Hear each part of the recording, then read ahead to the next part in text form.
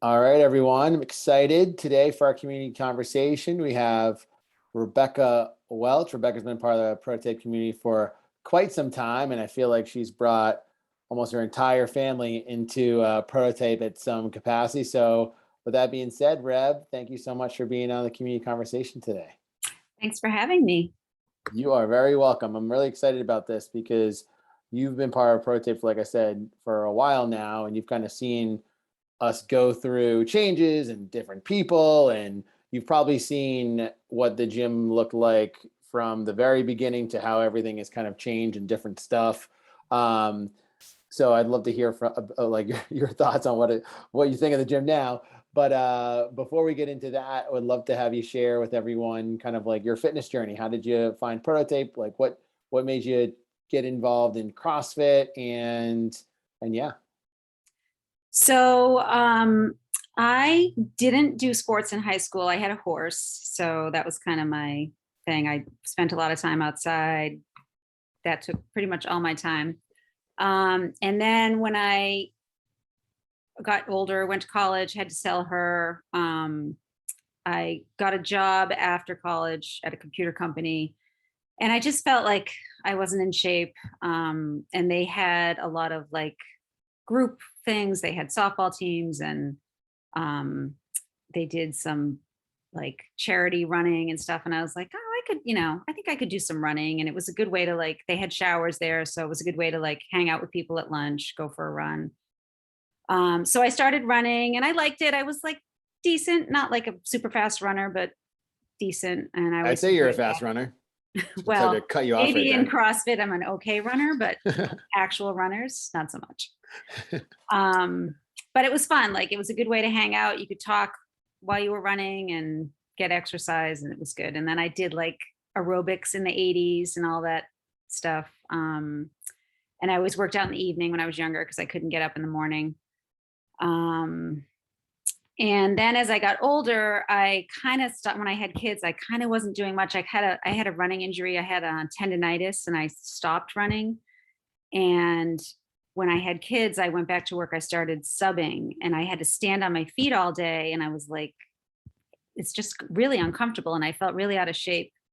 And I went and got fitted for a good pair of shoes and started running again and liked it. And then I actually met Maria Maynard and another friend through Tim and Maria's son and another friend's son. And we started running together and we started doing some tries together, but I didn't really feel like we were actually getting in great shape, even though we were running a lot. I just felt like it just made me eat more. The more I ran, the more I wanted to eat.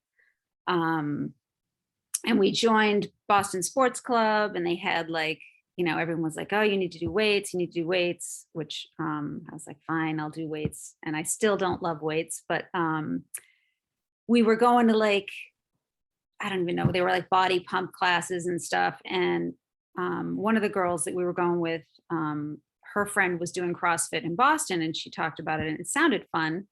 And I mentioned it to one of the trainers at Boston Sports Club. I can't remember her name. We called her Meow Mix. I don't know why, because sometimes she would randomly like meow during class. So I cannot remember what her name was. Oh but my I God, was like, I would if you gave me a few minutes, I could probably think of that person, and then if I can't think of it, Brian could. Yeah, think of I it bet. for you. Yeah, When was that, by the way, when you were at the that was in right before you guys opened, so it was like 2010, 11. Yeah. She was probably in her 40s, like the similar age to me. Yep. And I said we were thinking of joining, and she was like, "Oh, that's not for women your age. That's like you're gonna get hurt. It's dangerous. Like you can't do that." So then I was pissed. I was like, "Well, then I definitely want to do it if you're telling me that I should not be doing it." So hopefully you don't take that advice with everything. Exactly. Here are some drugs. Right. Didn't do it. No, I want to do it. So that has kind of been a theme in my life, but tell me I can't do something, I want to do it. So you had like a special and I was like, the price freaked me out at first because I was spending, I don't know, they kept going up. The price kept going up at Boston Sports Club. You would join for $30 and then all of a sudden it would be 90. and I didn't go that often. Like, I didn't like it. I would go a couple times a week. And even though like Maria would go sometimes, and it was just like, it wasn't that fun. It was kind of like drudgery. So when I first started with you guys, I was like, oh my God, is it worth this money? Like, I'll do 2 days a week. And then, so I did 2 days a week and I loved it. Like, I looked forward to going. It was fun talking to people. And then you opened up like the kids classes, and I told Tim about it and he wanted to do it. So he started doing it, and then I could beat him for like maybe 6 months at things. And that was back when like Meg, she did the kids classes with him, and she would like beat all the boys, which was so much fun to see her like crush them all. So it was fun. Like, and then I just was like, okay, well, I'm just going to bite the bullet and do unlimited, because I think I did 2 days a week for a while, and then I just felt like a FOMO. So that was that. I like how your story starts with someone telling you you can't do something and then you want to do it. And I would wager that that person probably never did that, has never done CrossFit themselves. No, I don't think she had ever done it. I don't think she knew much about it, other than she probably heard someone got hurt doing it. And like, you know, because I think even like in the early 2000s, there was a lot of that. Because I, you know, when I told people, oh, I'm doing CrossFit, they were like, oh, you know, like, I don't hear it so much anymore, but I definitely used to hear it a lot back then, that, you know, it's dangerous. You're going to get hurt and stuff like that.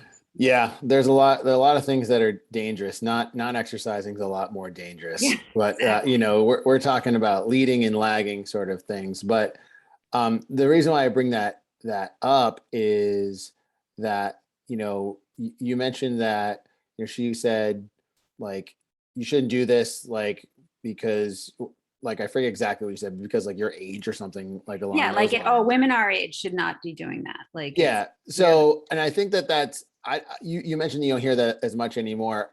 I still feel like there is still this like stigma around, you know, weight training and like, right, you know, women. And I think it's certainly improving. And I think it's getting a lot more,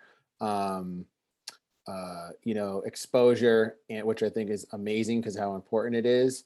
But like, I think like you have a great perspective because, and you also have a really good mindset, because you were like, this person told me not to do it. Screw that. I'm going to do it. And I'm actually going to excel at it. And you've also been really successful in like talking about this with other people. Like you mentioned, like Tim, you got him doing it. And then your mom, Callie, which we haven't even talked about yet. And like other friends, like, how do you, like, from your perspective, like talk about like what you do in CrossFit and in classes, and how do you communicate that with other people that may not know what it is, or maybe unfamiliar with it, or maybe scared to do it? Right.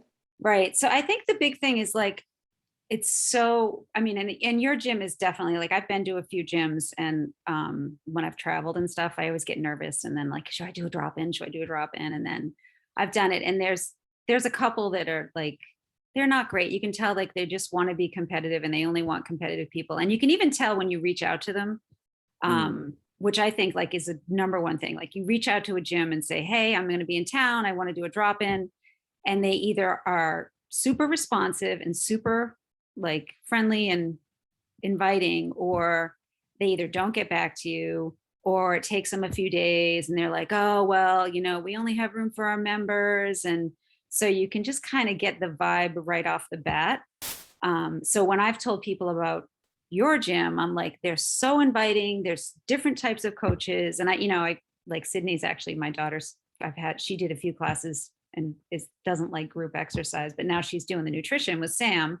And she kind of came back around to it, but and she still doesn't like group things, which is fine, but she tried it and she like completely vibed with Brian. Like, it was like, there's someone for everyone, you know, whether you want someone that's going to like push you or whatever, then there's just someone there for everyone. And you've kind of created that team, which is huge. So it's like, for me, it's easy to sell. Like, I don't like going out and selling anything, but if people ask me about something, like if I like it, I have no problem like getting excited about it and being enthusiastic about it. So That's definitely, and my mom too. She was like, she's similar. Like she hated missing out. Like, what are you guys doing? What are you know, like, what's this? And she was probably, so that was what, 11 years ago? No, 9 years ago, you guys opened, right? So I think it was a couple years in, she kept, Tim and I would talk about it and she'd be like, what's this gym? What's this gym? Could I do it? And I was like, yeah, you could totally do it. And she's like, really? And I said, yeah, you have like a good, decent level of fitness and they'll scale whatever you want. So she like, and she loves people and communities. So I knew she would love it immediately. And of course she did. So, and she still goes to one-on-one. She's 84 and she has some problems with dementia, not early dementia, but she's in the early stages of dementia, but it's still like, it's so good for her to engage physically. It's something she looks forward to. She has someone that she is with during the week that now comes with John too. They do classes together and like it's a fun thing she gets to do with that person. And it's great because she's brought her in. So it's really cool. And Rich was the same way. Like Rich, my husband, is a different example of like, I kind of didn't want him to do it because he's always gets hurt. Like he played football in college. Like he's got a whole backstory of his physical ailments, but he would play. I have a half brother who's like 20 years younger and they would play sports together and he can never dial it back. So I was afraid that he would get in that competitive environment and want to like do stuff that he shouldn't be doing. But when you started doing more personal training stuff and Joe, I don't even know how we got hooked up with Joe originally, but I was like, because he couldn't even raise his shoulder up over his head, his arm up over his head. It was getting so bad because he had such bad arthritis and stuff. And I was like, listen, you should go work with him because you can't live the rest of your life like this. Like, and Joe got him to a point where like he could barely lift his one arm to like wash his hair. It was getting so painful. And it still hurts a lot because he still has arthritis, but Joe's worked with him like on all of the smaller supportive muscles. And now he can like do stuff in the yard that he was really struggling with before. So it's been pretty life-changing for him too. It's amazing. I love hearing that. Yeah, I remember I talked to Rich. I was the one that I talked with him. And I remember I'm pretty confident that he wanted to do one-on-one stuff and then eventually get into classes. And it's kind of like, hey, listen, this is like, let's focus on this route. And I'm glad that he did, because that sounds like it's amazing. He's able to do things he hasn't been able to do before.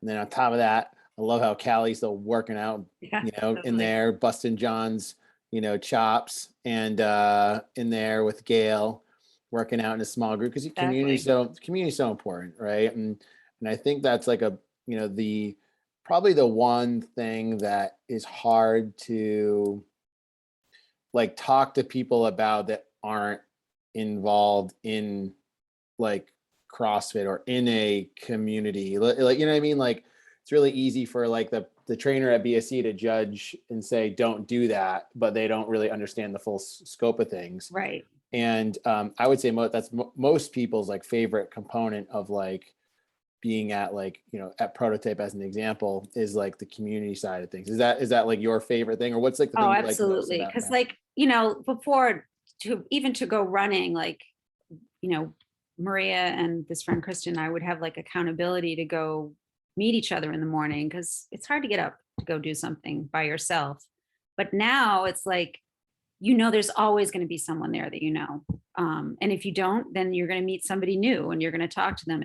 Because the funniest thing happened when Tim was, I think he was a junior in high school.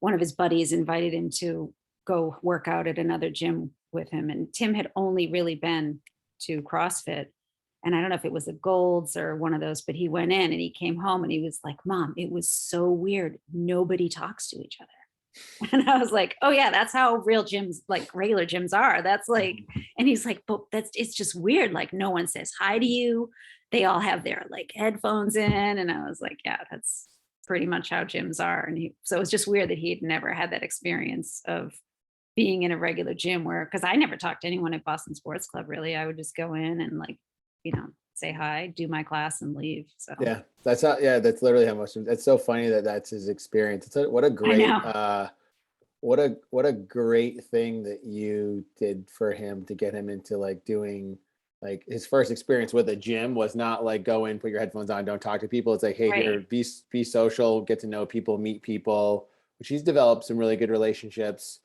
at Prototype, you know, like Brent, for example. Yeah, And absolutely. I mean, he had you guys worked with him on getting into college and like then he ended up going where Brent was working. Brent wrote him an amazing recommendation. You wrote him a nice rec. So like it was huge for him. And he's the kind of kid like he's kind of shy at first, but it was a really great way for him to get used to talking to older people. And it's definitely helped him in all parts of his life. And he's living in Boston now and he's just trying to wrap his head around the expense. But he's like, I think I need to join a CrossFit gym because like I just am not good at making myself go on my own either. So yeah, he needs someone to beat. He needs some exactly. competitiveness. I'm Exactly. curious about Brent's recommendation. I have a feeling there's something in there that says like this kid you need to accept this kid. He has like a 3 minute Fran time. Or he can run a 4 minute mile or something like that. He can do Murph in 30 minutes. Like that is all you Exactly. need to know. Exactly. That's so funny. Yeah, no, it was funny what you were, just to bring it back again, we were just saying about like Tim's experience and like his first gym experience and like your reaction to that, like, yeah, that's like what like a regular gym is like. It made me think of when I was in I was in high school and I remember, I'm in high school and like I start listening to like older like rock music like Pink Floyd and Led Zeppelin and stuff like that. And I remember going home to like and my stepdad and I was like, hey, his name's Bob. Hey Bob, have you ever heard of Led Zeppelin? And he just like looked at me like, you're an idiot. Like, and so anyway, I don't know why that just made me think of that. It's just like, yeah, like, duh, Right, that's like right. what Like you gyms are think like. you discovered something new and amazing. Yeah. Yeah. Yeah, exactly. Um, yeah. Okay. So that was so funny. So yeah, the community component is like such a big part of like, of CrossFit in general. And you've been able to make a lot of like great relationships and you're like an early morning person. You mentioned that like when you were working out back when you were in like college and then after like in work, you were working out in the evening. Like when did that change? When did you become like a morning person? So it changed probably when I had kids. And even maybe even a little before that, just because like once you start when you get older and you're working, there's always something to do. Like even when I was up, when I didn't have kids, after work it'd be like, oh, we're going out to get drinks. Do you want to come? Or whatever it was. And if it was, that's always more interesting than going to work out. So if I started to find like if I didn't get it done in the morning, then it just never happened. Um, And now and you're I just, dedicated 6 a.m.er. yeah, I just feel better going in the morning too. If I don't go, I don't like feel as good the rest of the day. Usually, like I kind of feel like when I can't go for a couple days, I start to get kind of weird and unhappy. And so it just definitely like it's a great way to start the day. It's like it kind of reminds me of working at a company with people that you really like, but you never have to deal with any of like the political stuff or any of the like gross work things, but you get like all different ages, you know, women that are having kids and you're not just stuck with the same age group all the time. There's older people, younger people. Like it's just fun. I love like some of the high school kids. It's fun to see them progress and that kind of, like watching Olivia and Abby get better at weightlifting was just super fun to see them. So I love that part of it. It is great to see like the journey everyone kind of goes through and how people grow up and the different people that come in. And I Yeah. mentioned earlier in the on this conversation that you've been at Prototype since we basically like started, Yeah. right? Which was around day one. Yeah. It was the first month because you had a special. Yeah. Yeah. And Sure. so you've seen like the gym go through like a bunch of changes from like different people to different like groups and like just literally moving things like around. What are some of like your like things that stick out in your head or memories or could be, always people always talk about the turf, like, the hairy turf. Yeah. Yeah. Yeah. What are some of the things that like kind of come to your mind, kind of like, reflecting and thinking back kind of over the last, 9 years you've been like coming to I think Prototype? one thing that I always like, not so much now, but like I remember the first couple times like we had coaching changes. Like I think like maybe Jesse was there and then Jesse was, and I was like, oh my God, like this is going to suck. Like, we're not going to have Jesse anymore. He's such a fun coach. And like, I liked Nate. I remember when Nate was leaving, I was like, oh man, like that's going to be a big hole. But like every time someone has moved on or had to move on for whatever reason, I feel like someone new has come and stepped in, and you like have done such a great job of choosing people that are good fits for the most part. And, and if they aren't, then they don't end up staying. But like Sam has just been really fun to have her. Like when she first started and was doing her questions of the day, I was like, oh God, question of the day. Like and now it's like, Sam, where's our question of the day? Like, and she's like, I don't know, I don't have one today. And we're like, come on, you got to come up with one, because they're like super fun. So question of the days are fun. They do get good. And like we've done like a lot of events and stuff like that at the gym as well. Any like events or anything that kind of like sticks out in your head? Maybe like, also like, you've probably done almost every workout at like our gym. You're in the 1,000 club. Yep. Which is like one of 32 people ever out of the, I think now it's like probably right around 2,000 people that have come through our gym, which is pretty amazing. Longevity, consistency. Anything kind of stick out? Favorite workout, favorite event, maybe your least favorite workout, something that you're like, oh my God, that was the worst thing ever? I love the long workouts. I love just like getting in a groove. I love partner workouts because I love getting a little bit of rest. It's always nice. And I think that's what I missed most during COVID was the partner workouts. Even though we did do them virtually, like you pivoted so awesomely during that. I mean, that's a whole other conversation of how you guys handled that and how it kind of totally helped get me through, like keep a routine, get up every morning, because I wasn't really working for a while, and still got me up and out of bed and like started the day off. And then you got to see people too. Like even though it was on a screen, you got to see people that you don't get to see normally. And it wasn't just the same, me being stuck with my family every day. So that was huge. But yeah, I love like the events are fun. Like the Christmas parties are fun. This Row for Crows is super exciting that's coming back. Tomorrow, let's go. Yeah, it's gonna be awesome. Fun. It's gonna be great. So yeah, I like the long ones. Like I love Murph, Thanksgiving Murph. I know everybody says that, but it's definitely one of my favorites to do. Thanksgiving Day, Memorial Day, like Murph is a staple. You've participated in the 24 Heroes? Yes, I love that too. In fact, Tim, that's like one of Tim's goals to do all 24 sometime. Oh, he's got to do it this year. He's got to start working out again. Let's go. Exactly. Yeah. It's like, I love that. I could, for some reason, it's like just coming and doing it at the gym. And I don't know what it is. Like you just go get a bunch done, and it's fun doing that as a partner. That was just a really cool experience. And watching you guys do like all 24, coming back the next morning and seeing you, like you and Lauren this year just going at it and barely walking, eyes are like drooling. Yeah, I would love to see more people try to do all 24 and try to get some in. It's fun. It's definitely a more of a mental thing. And it's funny because you mentioned like the longer workouts. The hardest part about doing all 24 of those workouts is the shorter workouts, not the longer ones. Because the shorter the workout, the more time you have between. And that's when you like cool down and like start to get tired. Lousy, like if you're just going and going and eating and going and drinking water and adding some caffeine at some point, like you can just like kind of keep it up. But like when you have like I remember there's like a couple of the workouts that were like 6-7 minutes long, and you're kind of like an hour, 45 minutes goes by, and you're like laying there like, right, can I, dying. Yeah, and then you got. That's actually that's like my worst. Is what was the one was one of the open workouts with thrusters and rowing. Yes. Mm-hmm. Oh my God. 27, 21, 15, 9 thruster row. Yes, sure. That was like that. And Fran, like those just kill me. Yeah, those are nasty. The intensity. I'm not a sprinter. I'm would much prefer a nice long distance slog.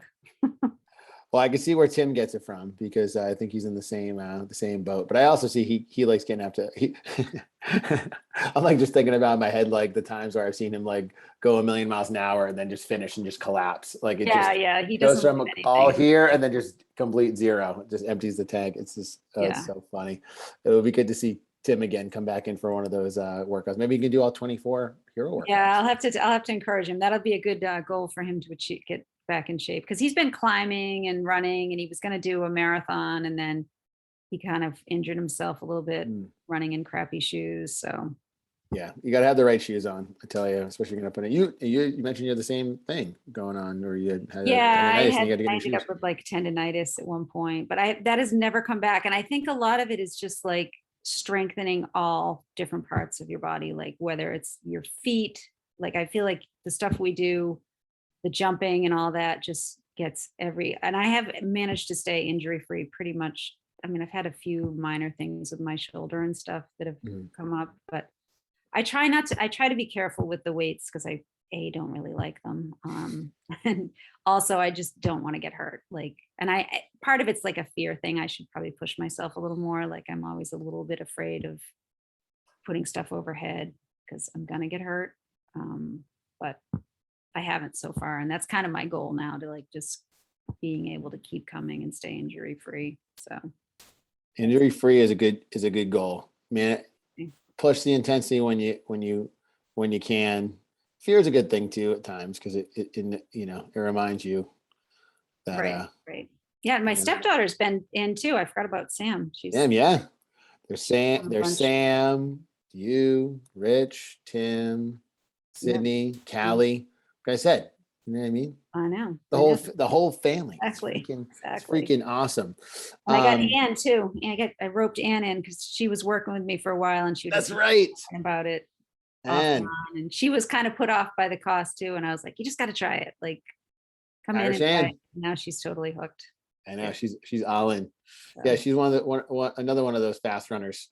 Oh yeah, she's definitely, she's quick. She's like a hummingbird. You just put her on like the rower and she just goes all in and zing. Yeah. So funny.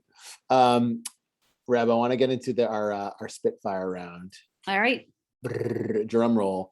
Like I said to you earlier, and I always say this, I got to change these questions sooner than later, but you know what? They're good questions. So first one is favorite movie and TV show of all time. And the bonus is, what are you currently binge watching? Everyone's binge watching something. So with that being said, what do we got? So my favorite movie, I love sports movies, especially baseball movies. So those are like often my favorite. Like if ever they come on again, like 42 or Field of Dreams or any of those, I love them. But my favorite is probably Moneyball. That's a good one. Brad Pitt and Jonah Hill. Jonah Hill. It's funny. It's like got the whole statistics thing, which I love, and it's just a great movie. That is a great movie. If you like baseball movies, The Natural. Oh yeah, that's Robert Redford. It's a really good one. Such a good movie. That and Field of Dreams are. Sandlot too. Sandlot's awesome. League of Their Own. Like there's so many good baseball. There's so many good baseball. I kind of want to watch one of those now later on tonight. Now that you mentioned that. Okay. Favorite TV show? Favorite of all time would probably have to be Seinfeld. Can't go wrong with that. Just classic. It's still funny when you turn it on and watch it. Like, do you like Curb Your Enthusiasm too? Yeah, I do. I love Larry David. I'm convinced that's 100% him. Yeah, I know. It totally seems like it for sure. 100%. There's nothing. I don't think he changes anything. And then what are you currently binge watching? Right now we're totally into Ted Lasso. Like, I heard that's really good. Is that on Apple? Like it's on. I think you have to get like Apple Plus, which I'm like so irritated by constantly adding new little things that I have to pay for. But I know it's not even that much money. It's just like, and then you're like, wait, where was I watching that on? Like, it's just a pain. But like, yeah, and it sounded kind of schmaltzy. I was like, I don't know, that sounds kind of dumb, but it's funny. It's got, sports. It's got this whole football, soccer connection, and it's really fun. Yeah, all the streaming services. I'm convinced that cable will die, streaming Yeah. services will rise, and then there's going to be something that pulls them all together, and then it's back to this cable sort of thing all in one, and it's like Right. twice as much. Right. Exactly. And that is like how that's the Exactly. long play. That is literally what they're doing. They're sucking Yeah. us into all these things. And It's then, true. that's It's true, because when I was like, if you'd asked me 25 years ago, would I be paying for TV? I would have been like, no, why would I pay for TV? And now I'm like it's insane. constantly shelling out money for TV. It's insane. It's insane. That I've heard that several times, that show Ted Lasso. I need to Yeah, it's fun. I think Nate was the one that originally, Nate Oram was the one that originally was like, oh, you got to watch this show. And so. yeah, I gotta check it. Out. I've heard it's really good. Okay, next question. Favorite musician or band or artist of all time? That one is nearly impossible for me to do because I have like a new favorite every decade or so. Like it changes who I like. So How about your top three? In no particular top order. three in no particular order would have to be U2 from the 80s, Nirvana from the 90s, 2000s would be like, oh my God, I love new metal so much, which it gets a lot of hate, but I love new metal like Linkin Park and Blink 182. And then Covenant, which is like this weird band that Tim actually found that's kind of from the early 2000s. I think they're Swedish or German. And then now like I'm really loving like Marina, who's also an obscure like alternative pop, I guess she would be considered. But I'm looking for some more good rock. Like I feel there hasn't been any really good, like I love the Foo Fighters. I was gonna say the Foo Fighters. Yeah. Dave Grohl. And we just went to Nirvana. see Green Day at Fenway, which was like, so that's definitely one of my all-time favorites too. I love Green Day. It was a great concert. Green Day. If you like Blink-182, you gotta like Green Day. I mean, Yeah. Green Day. If you like Green Day, doesn't mean you like Blink-182, but if you like Blink-182, Yeah. I feel like you have to like Green Day. I feel like they used to play in like the Warped Tour like all the time. Yeah. Yeah. No, that was such a great show. That like to come out of COVID and see them was so much fun. Yeah, that's awesome. Okay, so staying on the music topic, you had one song you could listen to the rest of your life. What would it be? One song. Oh man, that is so hard. We only ask hard questions around here. I know. And I was going to try to prepare an answer ahead of time. And I still don't think I can do it. Like, I don't think there's anything that I could listen to over and over again. Like I do get sick of stuff. So I binge music. Like I'll listen to the same song for like a month. And then I'm like, okay, I'm done with that. I can't listen to it anymore. So I don't know if there's one song I could pick that I could listen to. Like I can't, I love Led Zeppelin, but I can't like listen to that music really anymore because I kind of did that. So. All right. Well, we'll go back to the top three because we have to be able to pick three songs. You pick three of your favorite songs of all time. That you turn the radio station and the song is on, you're going to listen to it. That's how you think of that question. All right. So there has to be like a Green Day song, which I would have to go with. Let's see. God, there's so many good ones. And I'm totally blanking. Give me a Green Day Welcome song. to Paradise, Longview, The Basket Case. Oh, Basket Case. Got to go with that. Basket Case is good. Yeah. I also love that one hit wonder by Harvey. Is it Harvey Danger? Yeah, I know you're talking about Flagpole Sitta. Flagpole. Yeah, that's it. That one. I love that song. I could totally listen to that over and over again. And then I'd probably have to go with like a Foo Fighters song because they're amazing also. Everlong. Yeah, that's classic. Everlong. Because you can listen to Everlong, the regular version or the acoustic, and they're both different, but equally as awesome. Really good. Yeah. Yeah, equally as awesome. All right, those are great choices. That might be the best music choices that we've had on the community conversation so far because I could actually participate in the conversation. Most of it's like I'm like I have no idea who you're talking about. Like I think Dan McCarthy's was like some like European techno obscure, like yeah. music, and I'm just like, yeah. I was like, I don't know what that is. All right, the final question that's a bit around is favorite hobby, favorite thing to do that does not include or not going to the gym. Probably, that's hard. I love eating and cooking, but I guess traveling is probably like my number one favorite thing to do. And I Favorite love place you've hiking. traveled? Now I got to get into that. My favorite place that I've traveled is probably, I would say Australia.